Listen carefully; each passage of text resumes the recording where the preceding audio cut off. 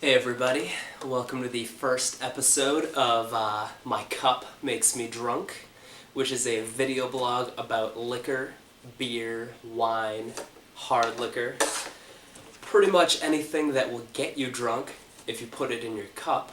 My name is Ryan, and I'm going to be your initial host. Hopefully we'll be able to get some other guys on board as the series progresses. So let's get this started here with couple basic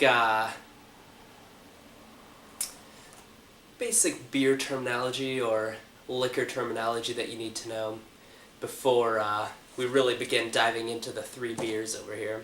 First is alcohol by volume, or ABV.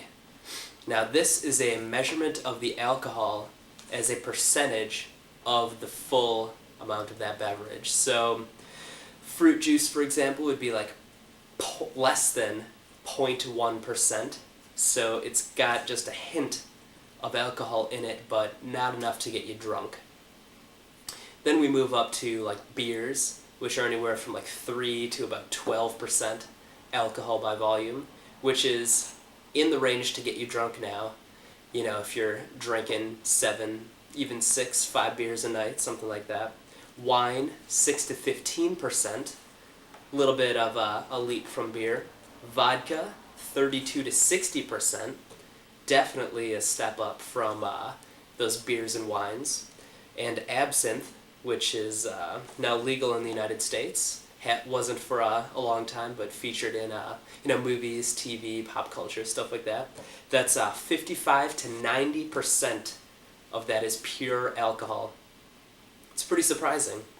Another thing kind of that correlates with alcohol by volume is alcoholic proof, which is usually used to measure hard liquors like vodka, whiskey, gin, that sort of thing. Now, alcoholic proof is usually about double what the alcohol by volume of that beverage is. So let's say you've got a 30% alcohol by volume vodka that you're going to drink. You could say that that is about 60 proof vodka that you're drinking.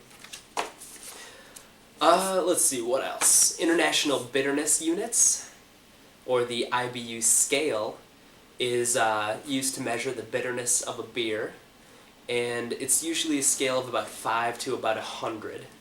100 being more bitter than 5. Now, getting the IBU of a beer is pretty complicated process, it seems. You measure it with a spectrophotometer and solvent extraction, or there is a complicated formula that you can follow if you're a craft brewer, and you can find out more about that on like Wikipedia or the internet in general. But it's complicated, don't want to get into it. I don't even understand it fully, so no big deal there. Now, bitterness is used to offset the flavor that the malts provide a beer. So you would, if a particular beer is really malty, you would want to up the IBU of that beer to kind of balance the flavor of the beer, give it a nice rounded taste. So moving on, we'll start with our beers now. First up, we've got the Abbey Triple, which is a Belgian-style ale. All three of these actually are ales. The first one being the Belgian-style ale, and the next two, the Newcastle Brown Ale and the Sprecher Pub Brown Ale, are both brown ales. Let's jump back to this first one here. The Sprecher Abbey Triple is Belgian-style. It's about, what do we say here, 8.4% alcohol by volume and about 13 IBUs. So this is a really, really strong beer as far as ABV is concerned. It's about double what a general beer you'd find in the stores or at a bar is, which is usually about 4 to 5%.